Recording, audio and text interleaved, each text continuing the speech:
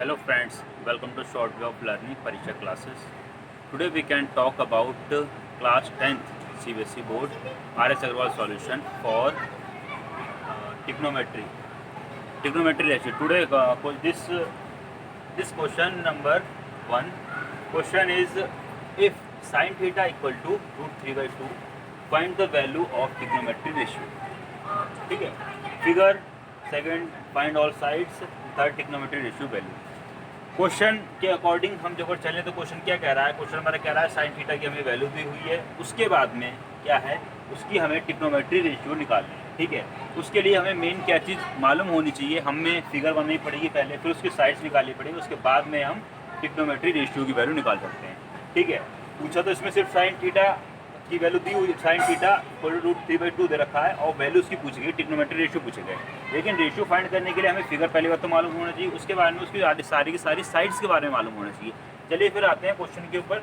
According to question हमारा क्या कह रहा है, सबसे पहले ट्रिग्नोमेट्री में हमेशा एक चीज़ याद रखना, क्वेश्चन स्टार्ट करने से पहले हमें फिगर जरूर क्लियर हो जानी चाहिए. अगर फिगर जो क्लियर नहीं होगी तो हम कहीं ना कहीं हिलक जाएंगे, कहीं ना कहीं हम क्वेश्चन गलत कर देंगे. तो ये हमारा एक राइट एंगल ट्रायंगल मैंने बनाया है. ठीक है, मैंने ज़्यादा बड़ा कर दी, कोई दिक्कत नहीं है. इसमें हम नंबरिंग कर लेते हैं. इसकी ये ए साइड हो गई, ये हमारी बी साइड हो गई और ये सी हो गई. राइट एंगल ट्रायंगल में जो ये कोना होता है ये 90 डिग्री का होता है और इसको हमने थीटा मान लिया, जो हमारा ये थीटा है. ओके, अब मैंने लास्ट वीडियो जो हमने जिसमें हमने बाकायदा पूरा डिस्कस करा है सारे के सारे फार्मूला के बारे में और सारी जो भी उनकी आइडेंटिटी वगैरह है उसे मैंने अच्छे से डिटेल में आप लोगों को समझाया है. और इन क्वेश्चंस को करने के लिए वो चीज़ मालूम होना जरूरी है, क्योंकि वो बेसिक है. जब तक बेसिक नहीं मालूम होगा तो हम नहीं कर पाएंगे. तो उस वीडियो को जो अगर आप लोगों ने नहीं देखा है तो उसे देख लीजिएगा, ताकि उससे काफ़ी आप लोगों को हेल्प मिल जाएगी. तो चलिए फिर स्टार्ट करते हैं. जैसे ये है हमारा थीटा. थीटा के सामने वाली वैल्यू क्या होती है, थीटा के सामने वाली साइड जो होती है वो हमारी हमेशा होती है क्या, परपेंडिकुलर. ठीक है, थीटा जिस लाइन से जुड़ा होता है नीचे की तरफ वो क्या होता है हमारा, वो होता है बेस. ओके, और बाकी बचा जो एक सबसे बड़ी साइड जो होती है उसको बोलते हैं हाइपोटेनस. ये हो गई हमारी हाइपोटेनस, ये हो गया बेस, ये हो गया हमारा परपेंडिकुलर और दिस इज हाइपोटेनस. उम्मीद करते हैं आप लोगों को अच्छे से समझ में आ गया होगा. अब जो मैंने आप लोगों को बताया था साइन थीटा की आइडेंटिटी की, साइन थीटा की वैल्यू क्या होती है, साइन थीटा की वैल्यू परपेंडिकुलर अपॉन हाइपोटेनस.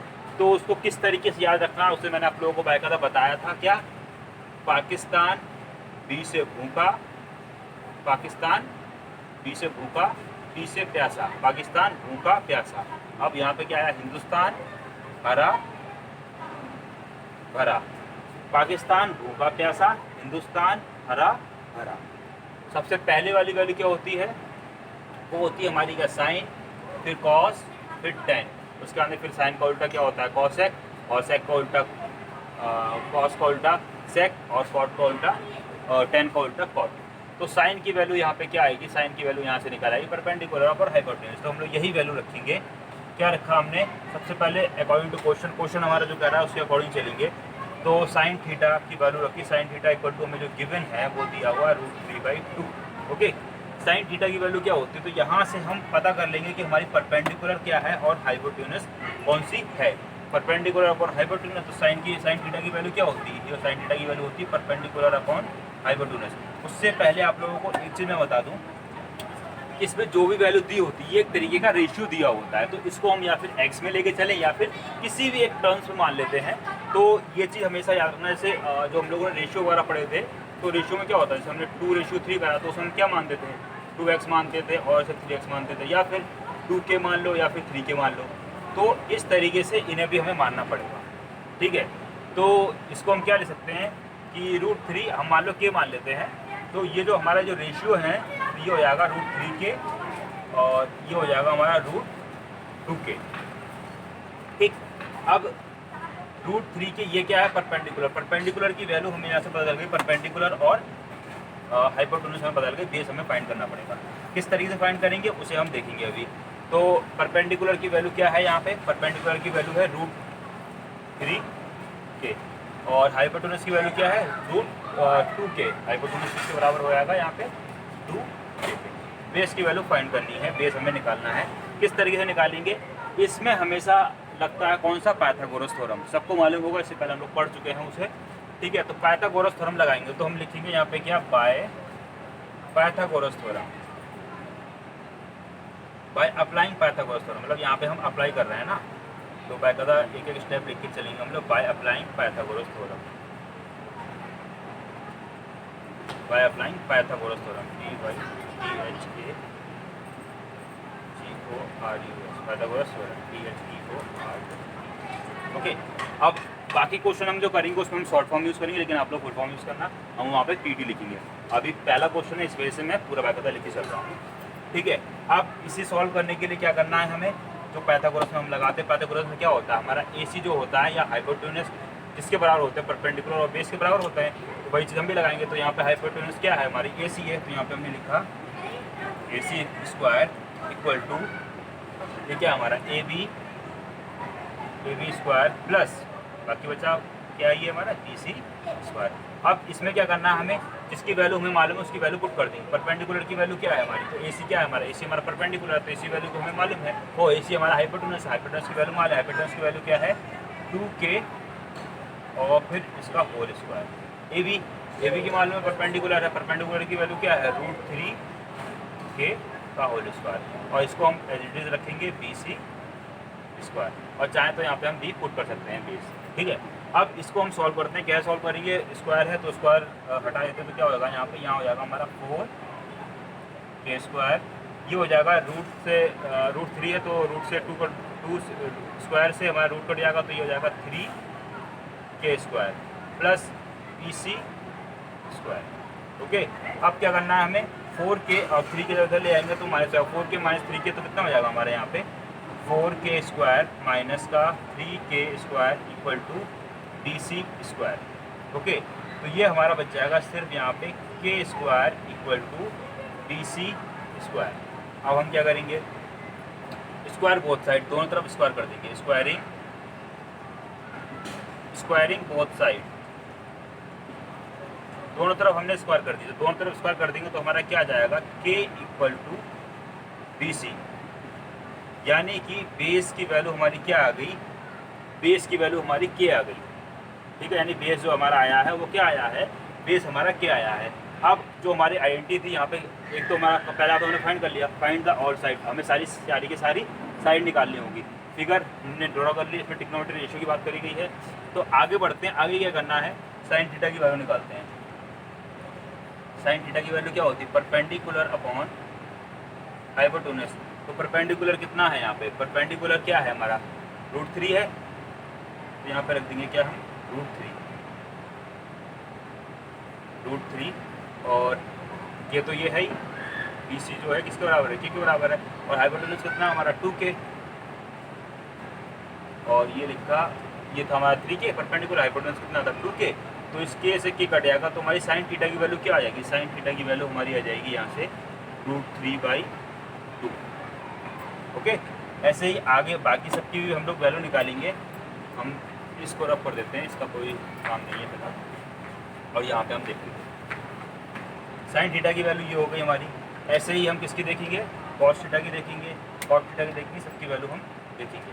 अब इसी में आप लोगों को एक चीज़ में बतानी है जिससे आप लोगों का आंसर और जल्दी आएगा। साइन का ये हो गया, कॉस थीटा, कॉस थीटा का क्या होता है हमारा, कॉस थीटा का हमारा होता है पंडित बद्री प्रसाद था हमारा, क्या था यहाँ पे इधर लिख देता हूँ ताकि आप लोगों को, पंडित बद्री प्रसाद हर बोले, या फिर पाकिस्तान भूखा प्यासा हिंदुस्तान हर, तो साइन कॉस क्या होगी, बेस अपॉन हाइपोटेन्यूस।